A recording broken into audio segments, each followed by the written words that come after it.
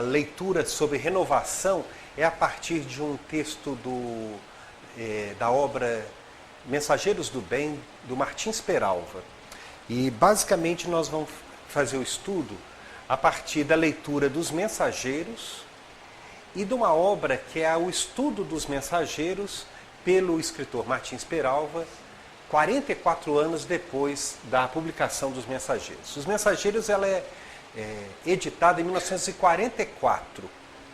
Em 1944, para a doutrina espírita, para o Chico, foi um ano muito importante. Ele estava em pleno sucesso do Nosso Lar e em pleno sucesso de toda a euforia da obra mediúnica. Em julho de 1944, Chico, ele pela segunda vez aparece na primeira página do Globo, com os efeitos dos seus escritos mediúnicos. Em agosto, sai uma reportagem no Cruzeiro tentando desmascarar a mediunidade do Chico. Não conseguiram desmascarar, o Cruzeiro acabou. Quem é mais novo nem sabe que isso já existiu há algum tempo, e o Chico continua um patrimônio como médium, como trabalhador e como modelo espírita. Esse é Martins Peralva, que em 1988 ele faz uma análise. Todos os escritos do Martins Peralva, eles são análises muito bem fundamentadas, são estudos da obra de André Luiz, de Emmanuel, e contribuições em vários artigos, no Estado de Minas, o jornal, também no Reformador, em várias obras sobre isso. Peralva é filho de um dos líderes e um dos fundadores do movimento espírita em Sergipe. Em 1949, ele, como delegado de Sergipe, participa da Feira Nacional do Livro Espírita no Rio de Janeiro. Era um evento patrocinado por baluartes da doutrina espírita, Leopoldo Machado, Lins de Vasconcelos, Carlos Embaçaí. E ele, aproveitando que desceu de Sergipe para o Rio de Janeiro, veio a Minas conhecer Chico Xavier. 1949. Ele reconhece que a sua missão era em Minas Gerais. Convence a esposa, vende a casa, muda para Belo Horizonte e, a partir disso, passa a se dedicar ao movimento espírita de Minas Gerais.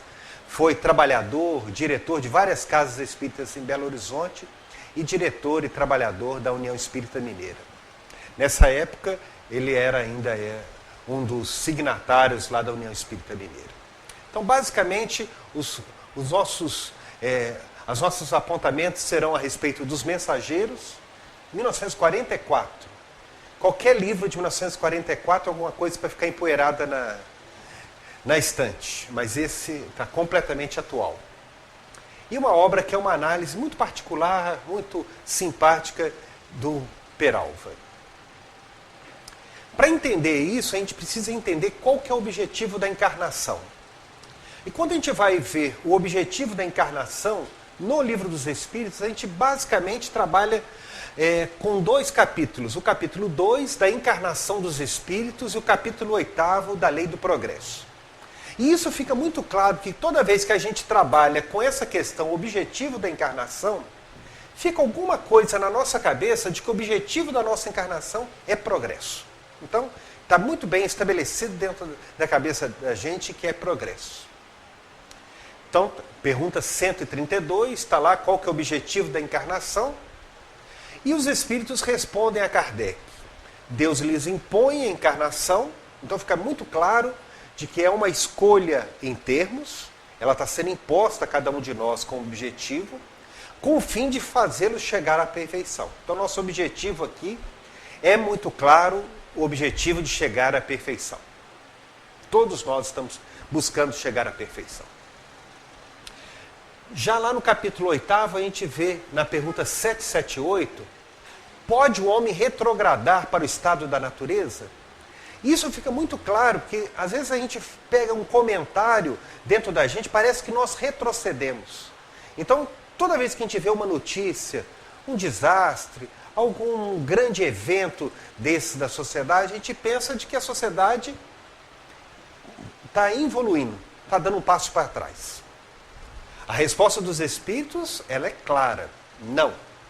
O homem tem que progredir incessantemente. Novamente o progresso aí, como aquilo que é o objetivo da nossa encarnação. Ele não pode voltar no estado da infância, desde que progride é porque Deus assim o quer.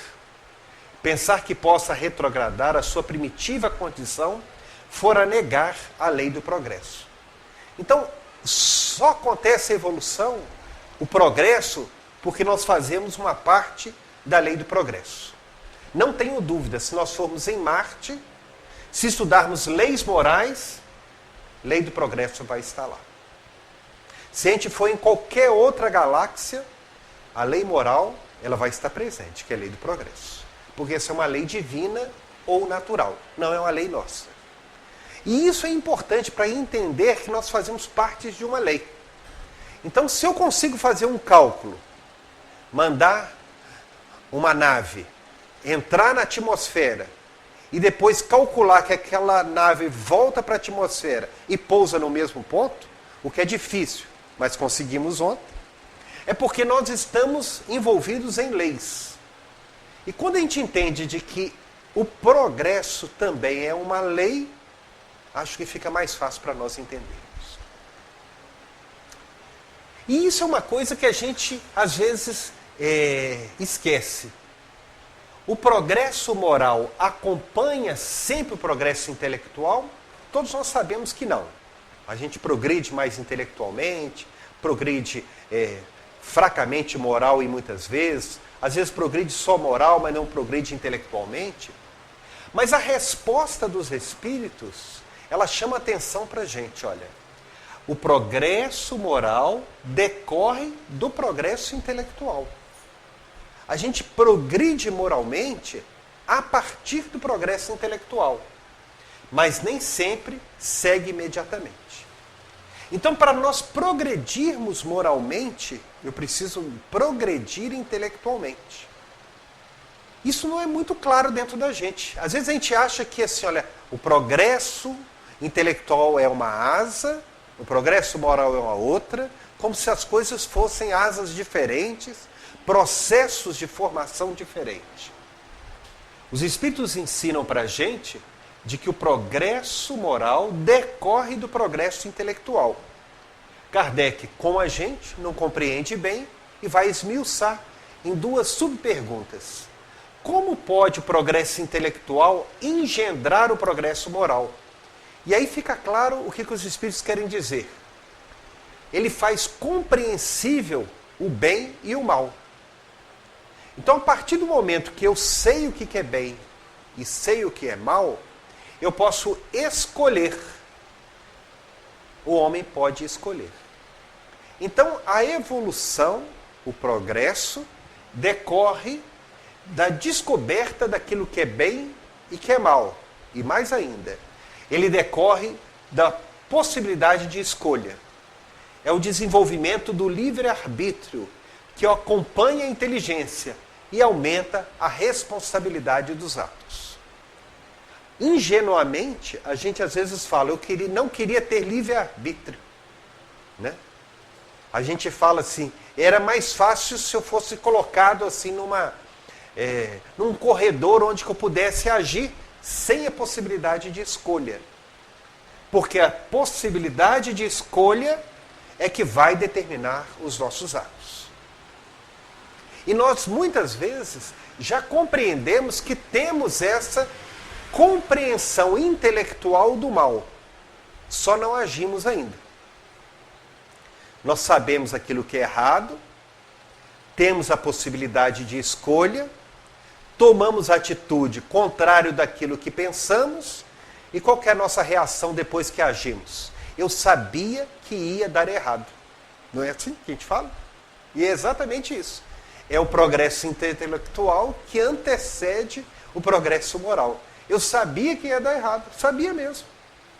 Então ele já tinha uma compreensão intelectual, mas ainda não teve uma compreensão moral, ou seja, ainda não conseguiu colocar como prática do dia a dia aquilo que já pensamos. Por isso que é muito fácil todos nós matricularmos em alguma atividade espírita, participarmos de grupo, lermos, ouvirmos a rádio web, o Renato saiu aqui, mas ele vai fazer propaganda no final. A gente consegue entrar no acesso dos vídeos do YouTube. A gente consegue e gosta daquilo. Intelectualmente, nós já fizemos o progresso. E nosso desafio é o progresso moral. Kardec, não satisfeito, continue. Como é que nesse caso, então, sucede que povos mais instruídos são também os mais pervertidos? O progresso completo constitui o objetivo. Os povos, porém, como os indivíduos, só passo a passo o atingem. Enquanto não se lhes seja desenvolvido o senso moral, pode mesmo acontecer que se sirvam da inteligência para a prática do mal. A moral e a inteligência são forças que só com o tempo chegam a equilibrar-se. Então esse é o nosso desafio, né? É um desafio de desenvolvermos, né, essas potências, essas forças, que só com o tempo é que vão se equilibrar. Então é uma boa proposta para nós, como vida, né? Então, começando o ano, então a gente refaz os nossos desafios. E é muito bom a gente trabalhar com desafio para o próximo ano. Emagrecer, deixar de falar, né? Deixar de pensar. Então, quem sabe equilibrar essas forças. Tudo isso me parece que como se a gente fosse montar um quebra-cabeça de todas essas informações, progresso intelectual, progresso moral, tomada de decisão, ele fala de que então que esse quebra-cabeça, isso quer dizer evolução. Então o objetivo da nossa encarnação é evoluir. Não fica dúvida de que não é evoluir. As minhas dúvidas hoje estão exatamente nesse termo. Porque como se coloca um desafio para você, Biratan, você precisa evoluir, eu entendo muitas vezes que eu devo partir do princípio daquilo que eu sou e devo crescer. Necessariamente não é outra coisa. A partir do momento que eu estou, eu devo então desenvolver. Vou convocar então o Peralva para a gente poder trocar uma ideia com isso. Peralva, analisando o livro dos Mensageiros, no livro Mensageiros do Bem, no capítulo 1, ele fala que o maior objetivo do espírito ao reencarnar é justamente o da renovação. Ele não fala evolução, ele fala de renovação. Eu cacei nos Mensageiros se exatamente era isso que o André Luiz falava. Não é exatamente isso que ele fala. Então é uma interpretação do Peralva. O Peralva, ao analisar os livros mensageiros, nesse livro Mensageiros do Bem, ele fala de que o objetivo da encarnação é o objetivo de renovação. E ele explica isso muito bem nessa obra, que é o Pensamento de Emmanuel, que aí ele analisa o livro Emmanuel mesmo, Emmanuel do Emmanuel, né? De que quem evolui renova-se para o bem, transforma-se para melhor. Então, evolução não deve ser entendida aquilo que eu sou e aquilo que eu devo crescer, mas aquilo que Emmanuel fala e que Peralva analisa. É renovar-se para o bem, transformar-se para melhor. Porque muitas vezes a gente fala assim, que quando a gente está evoluindo, assim, eu já sei, eu já tenho conhecimento, eu já tenho uma informação, e a partir disso eu devo acrescentar alguma coisa. O que Peralva fala é que a gente tem que modificar aqueles pensamentos que já são nossos. E ele coloca 4 fatores. Então todos os autores, quando colocam esses fatores, eles são interessantes para a nossa análise. Compreensão da necessidade de mudar,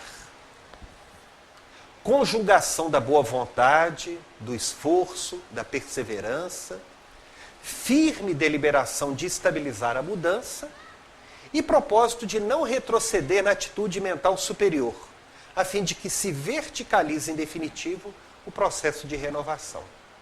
Toda vez que a gente fala em compreensão da necessidade de mudar, é que as pessoas, às vezes, querem frequentar um pensamento religioso, alguma doutrina, qualquer filosofia, e querem ser exatamente do jeito que são, sem necessidade de mudança. É um processo onde que eu poderia entrar dentro da doutrina espírita sem que houvesse nenhum movimento da doutrina entrar dentro da gente. Eu vou, visito, um beija-flor, né? Visitando a flor, eu vou lá, visito, mas não tem necessidade de mudar. Então eu posso ser da mesma maneira que eu penso, da mesma maneira que eu ajo, da mesma maneira que eu me posiciono na vida. E aí que assim, não é somente ter essa necessidade, é conjugar boa vontade, esforço e perseverança. É o fato de que vai ser uma encarnação, foi dado para a gente, uma encarnação inteira, por isso que é perseverança, para trabalhar essa mudança. E a necessidade da gente estabilizar essa mudança, que é dado também os anos para a gente. Fácil, né? Pronto. Tranquilo. Né? Gosto assim de coisa fácil dessa. Para mim, então, na leitura do Peralva, evolução, que seria, então, todas aquelas informações a respeito do objetivo da encarnação, deixa de ser evolução e passa a ser renovação, que é para mim um sentido bem mais claro do que nós precisamos.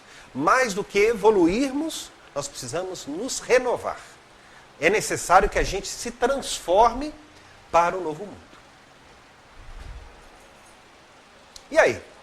Existe preparo para a encarnação ou não existe preparo para a encarnação? O que vocês acham? Sim? Não? Sim. Todo mundo acha que sim, né? Não tem dúvida de que acha preparo de encarnação. Às vezes a gente acha que deve ter preparado para outra encarnação, não essa, né? O Peralva ele fala, em Estudando o Evangelho, de que uma encarnação é como um dia de trabalho, apenas um dia, por mais longo que pareça esse dia. Daí a nossa dificuldade em compreendermos como poderia um homem realizar vastas e apreciáveis conquistas intelectuais no período de 8 décadas de vida. Essa dificuldade aumentaria se catalogássemos homens que em idênticos períodos nada ou quase nada aprenderam nos templos do saber. Então, por mais que seja longo, é apenas um dia na evolução. Por isso que as coisas correm lentamente. Né?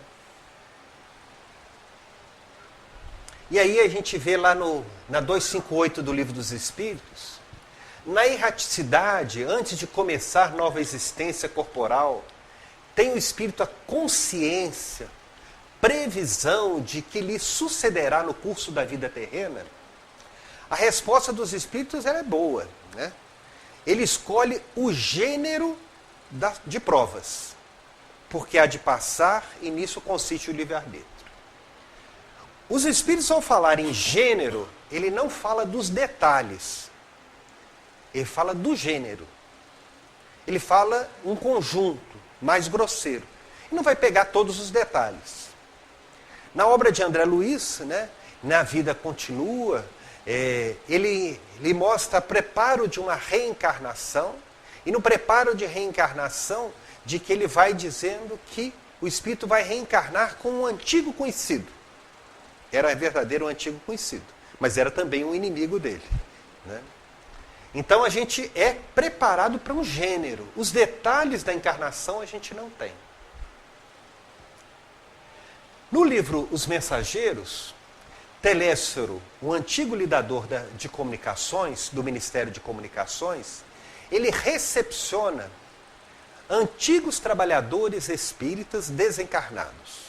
Estamos em 1944, a edição do livro. 44.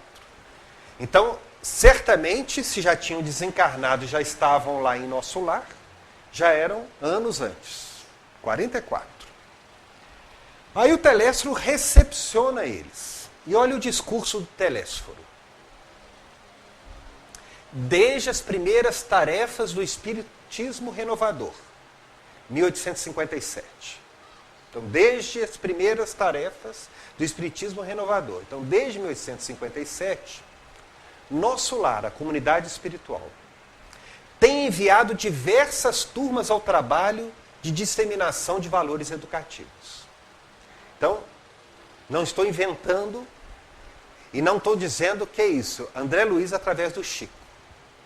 Centenas de companheiros partem daqui anualmente, aliando necessidade de resgate ao serviço redentor, mas ainda não conseguimos os resultados desejáveis.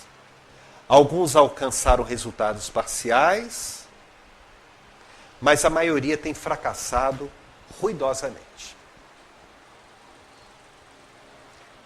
É um bom livro para ler para a gente, né? Para a gente programar isso.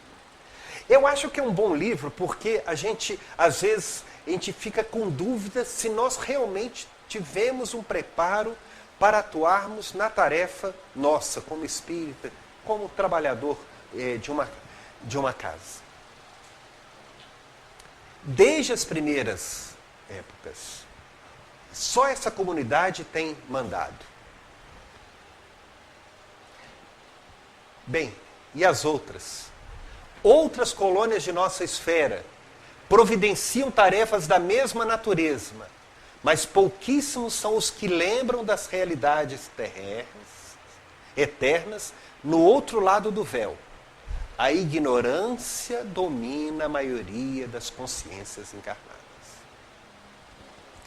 Então não é nosso lar, são as outras colônias também. Então vejam que nós partimos desses lugares, né? Pelo nível de entendimento, de facilidade com que a gente compreende a doutrina espírita, a gente partiu desse ambiente. Então, esse livro é feito para a gente.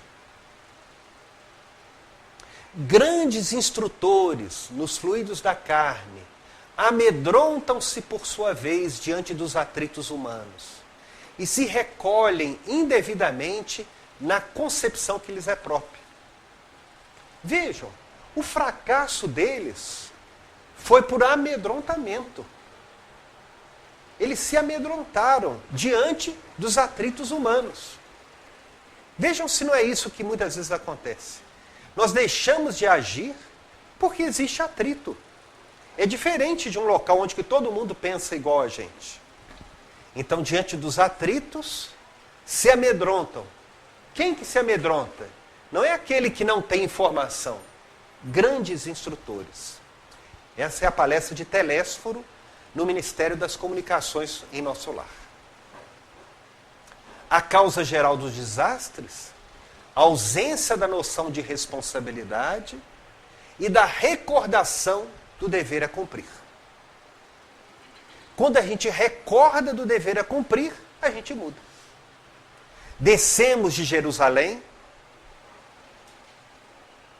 Quando descemos de Jerusalém e vamos para Emaús, vamos tristes, cabisbaixos, enlutados, perdendo Jesus. E quando com ele partimos o pão, então a gente recorda do pão partido junto conosco, relembramos de Jesus, voltamos para Jerusalém. A descida de Jerusalém e o retorno a Jerusalém só acontece quando a gente recorda. Se a gente não recorda, a gente fica cabisbaixo, enlutado, triste. Tínhamos o conhecimento, já havíamos experimentado, mas nos perdemos. E aí ele fala.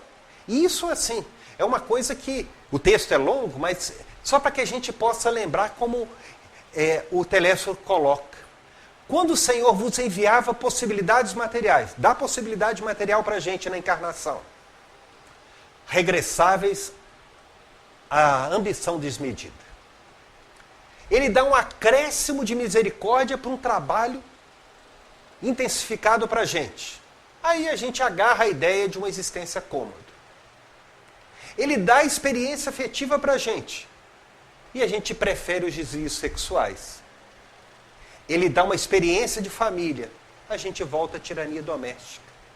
Ele dá os interesses da vida eterna. E a gente, sobrepondo as sugestões inferiores, a preguiça e a vaidade. Dá na maioria a palavra sem responsabilidade, a indagação sem discernimento, um amontoado de atividades inúteis, futilidades existenciais. Ficamos com uma futilidade existencial e perdemos o sentido da existência. André Luiz se emociona com essa palestra do Telésforo. Termina a palestra do Telésforo, ele, acompanhado de Vicente, vai acompanhar alguns personagens que haviam fracassado na encarnação. 6 companheiros aí para ele mostrar. E é interessante, são companheiros espíritas. O Otávio, ele reconhece, era um pálido senhor. Tinha uma considerável cultura evangélica. Teve amigos espirituais que eram visíveis. Ele via amigos espirituais. Ele teve uma preparação no nosso lar por 30 anos. Ele preparou para encarnar por 30 anos. Se preparou para receber 6 espíritos como filhos. Não os recebeu. Preferiu o desregramento. Desencarnou com 40 anos. Devido a sífilis, álcool e desgostos. Quando a gente vê alguém que desencarna nessa situação, a gente fala assim, olha, essa criatura não se preparou. É impossível que essa criatura tenha preparado. E aí quando a gente puxa a ficha dele, que o André Luiz, nós estamos em Mensageiros, André Luiz está assim, estupefato com tudo que ele vê. Ele tinha um preparo de 30 anos. Era uma criatura que via espíritos. Não é o que ouvia falar que tinha, não. O Acelino, ele partiu no fim do século XIX, após receber valioso patrimônio instrutivo. A própria ministra das Comunicações presidiu a sua encarnação. Ministra, no nosso lar, é uma autoridade espiritual, um espírito elevadíssimo dentro do padrão. Aos 20 anos recebeu a mediunidade com enorme amparo. Transformou a tarefa em renda econômica, chegou a zombar do evangelho e após a morte e o fim da fantasia em longos anos em zonas umbralinas. Quando alguém chega a uma situação dessa, eu falo assim, ó, impossível de que algum amigo espiritual tenha velado por essa criatura. A própria ministra do nosso lar avalizou a encarnação dele. Ernestina, essa aqui é uma personalidade que às vezes eu vejo muito no nosso meio. Apenas o medo. Explicou, teve medo de tudo e de todos. Foi seu grande mal. Preparou para resgatar antigos débitos e efetuar edificações novas. Contudo, não vigiou como se expunha. Desconfiava de tudo. Era médium. Desconfiava de que era realmente espírito. Desconfiava que ela tinha mediunidade. Desconfiava que as pessoas tinham desconfiança dela. E abandonou o centro. Desconfiou dos homens, dos desencarnados, até dela mesma. Abandonou a tarefa. Se perdeu na encarnação com todo o preparo. Joel. Ele não perdeu pela sensibilidade, mas pelo mau uso. Ele tinha um tipo de mediunidade que recordava do passado. Abandonou a mediunidade e ficou atrás do passado dele. Ele ficou só tentando recuperar os personagens daquilo que tinha sido as encarnações passadas dele. Que seriam utilizados em benefício dos outros, fez com que ele passasse a encarnação tentando descobrir todos os personagens da sua lembrança. Sem utilidade, perturbou as suas sensações psíquicas, mesmo após a morte. O Belarmino é um dos doutrinadores do grupo, saiu com a tarefa de doutrinar no campo do espiritismo. As promessas foram enormes, 2 colônias importantes enviaram médiuns para que ele pudesse ser doutrinador. Pediram ao nosso governador que cooperasse com a remessa de missionários competentes para o ensino e orientação do espiritismo. Ele saiu do espiritismo porque não concordou com o tipo de médium. Achou que os médiuns não davam a produção que ele queria, achou que eles repetiam as mesmas comunicações, achou que eles eram meio fracos. Então, abandonou. Perdeu a própria encarnação. O Monteiro preparou para a atividade de doutrinação com a incumbência de trabalhar com médiuns específicos. Ele agia no centro de uma maneira, na prática comercial era uma outra, então abusou das faculdades do verbo, chegou no plano espiritual, né? Não tinha nenhum valor arrecadado no plano espiritual. 6 companheiros que André Luiz conheceu. André Luiz era alguém que não tinha lembrança de vivência religiosa, não havia conhecido a doutrina espírita. Então, para ele tinha uma impressão de que quem conhecesse a doutrina espírita quando encarnado, teria se transformado. E ele descobriu que companheiros que tiveram acesso à doutrina espírita chegavam lá fracassados por vários motivos. Um deles era essa falta de prática dentro daquilo que eles conheciam. Então não é fácil o corpo, né? Uma coisa é ficar fora do corpo e uma coisa é misturar no corpo. Então nós temos aprendido de que o corpo é realmente uma coisa muito difícil. Nós estamos preparados como espírito, mas a carne não é fácil. Daí, Kardec pergunta, qual que é o meio mais eficiente para combater o predomínio da natureza corpórea? Os espíritos são práticos. Você deve agir com abnegação. Praticar a abnegação. Eu peguei a cola do dicionário, que abnegação não é uma palavra que a gente usa com tanta facilidade mais. Né? Renúncia do nosso interesse, da nossa vontade, da nossa conveniência própria. Renúncia daqueles capítulos que a gente nem sempre está muito disposto a fazer. Né? Mas só isso que a gente vai agir sobre a nossa natureza corpórea. Peralva, então, ele coloca um manual para a gente praticar, então, a abnegação.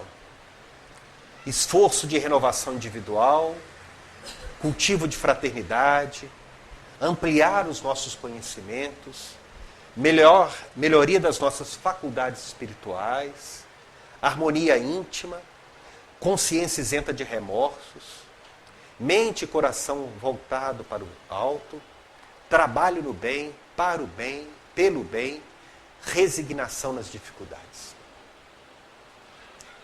Então é uma boa série aí de apontamentos, né, para nós fazermos. E exatamente isso, agir no bem, que eu acho que é a nossa prática de renovação. A prática do bem está bem ligada com o conceito de caridade que a gente aprendeu no Livro dos Espíritos, a questão 88, do BIP, né? Benevolência, indulgência e perdão. É só acionar o BIP. Se acionamos o BIP, estamos praticando a caridade. Nós temos que atuar com benevolência para com todos, indulgência com a imperfeição dos outros e perdão. Se agimos assim, estamos fazendo caridade. O resto, que a gente chama de caridade, é também importante, mas isso que é o essencial. Emmanuel coloca então, dá porém de ti mesmo aos semelhantes em bondade e serviço, reconforto e perdão, cada vez que alguém se revele faminto de proteção e desculpa, entendimento e carinho. Dar de si mesmo, mais do que dar o que sobra ou repassar o que os outros dão, caridade é dar de si mesmo. Então entendemos, diz Peralva, no ensino da codificação e na palavra de Emmanuel, que caridade é prática do bem, que é esse o sentido que nós queremos dar. A favor de nós e dos outros, preservando-nos de todos os males que possam nos prejudicar na marcha ascensional. Caridade é amor. Tudo que se identifica com os ensinos de Jesus deve ser considerado caridade. E os benefícios da caridade, como sinônimo da prática do amor, tem para com os espíritas um sentido diferente, que transcende os limites normais das interpretações humanas. Então o objetivo nosso é exatamente esse de transcender, né? Que é a prática do bem, que é a transformação nossa.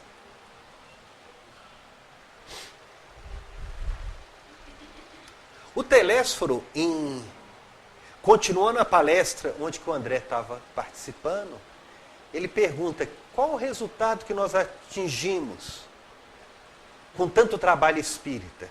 E ele está falando para espíritas desencarnados. Ele fala, grandes massas batem as fontes do espiritismo sagrado, tão só com o propósito de lhe mancharem as águas. Não são procuradores do reino de Deus que lhes forçam as portas. Caçadores de interesses pessoais. Então, muitos companheiros que batem a porta da casa espírita querem resolver os seus problemas pessoais. Tanto é que, se não resolve aqui, vão caçar em outro lugar. É que é o seu interesse resolvido. São sequiosos de facilidade, são amigos do menor esforço, são preguiçosos e delinquentes de todas as situações, que desejam ouvir dos espíritos desencarnados, receosos da acusação que lhes dirige a própria consciência. O fel da dúvida invade o bálsamo da fé nos corações bem intencionados. A sede de proteção indevida azorraga os seguidores da ociosidade. Querem uma proteção sem se proteger. Livrar-se de obsessão sem vigiar os seus próprios pensamentos. Uma saúde no corpo sem uma saúde no espírito. Uma imunização de espíritos perturbadores sem vigiar os próprios pensamentos. Não atendemos ainda como se faz indispensável a construção do reino de Deus em nós. Contudo, não abandonemos nossos deveres ao meio da tarefa. Voltemos ao campo, retificando a semeadura. Necessitamos de servidor de boa vontade, leais aos espíritos da fé. Mais do que isso, não serão admitidos os que não desejarem conhecer a glória oculta da cruz do testemunho e não entenderem aqui os que se aproximem com objetivos diferentes. Ninguém espere subir espiritualmente sem esforço, sem suor e sem lágrimas.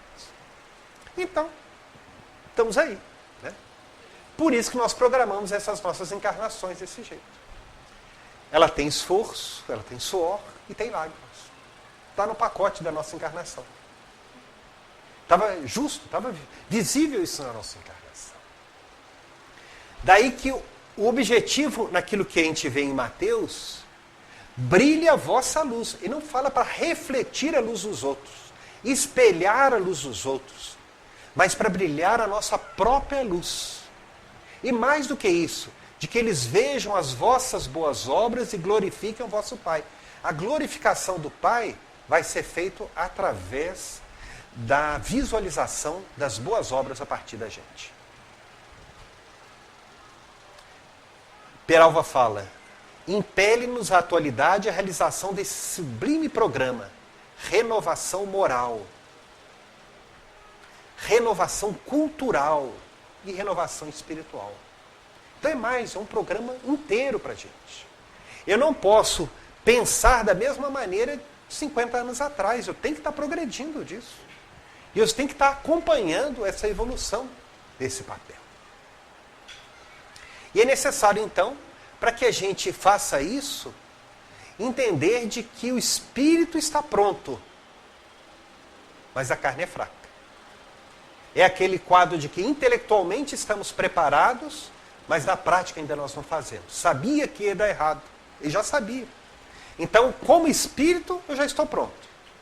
Mas a visita na carne nos deixa com dificuldades. Quero terminar lembrando de Marcos, no encontro com João Batista, de que era necessário antes que viesse João Batista antes de Jesus. Porque cabia a João Batista preparar o caminho no singular e retificar as veredas no plural. Isso me chama a atenção porque o caminho é único, que é o caminho de Jesus. As veredas são as nossas. Então nós precisamos retificar as nossas veredas para que a gente seja preparado para o único caminho, que é o caminho que leva a Jesus.